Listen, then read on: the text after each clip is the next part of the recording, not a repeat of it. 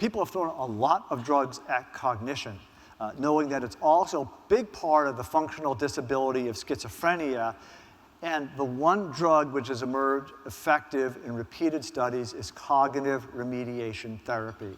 And not many people raised their hands when I asked if they've actually referred somebody for cog rehab. I think sadly in many places it's not available. But certainly if you live in bigger cities, in particular where there's an academic medical center, find out where they're doing this, because it really does make a difference in outcome, and it really does improve people's brains.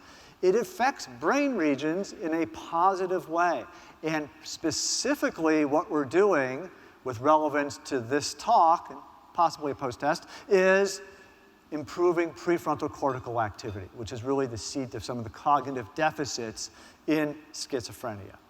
So this is a study where you had cog rehab therapy looking just at general outcomes. Not surprisingly, they do better than the treatment as usual group. That's what TAU stands for, treatment as usual, in verbal fluency.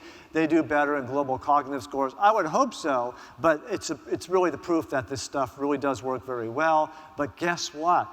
They also have greater hippocampal volume as a result. You really do make them have more brain when you can get them to do the training or the strategies for cog rehab therapy, and there is a correlation between these two as well.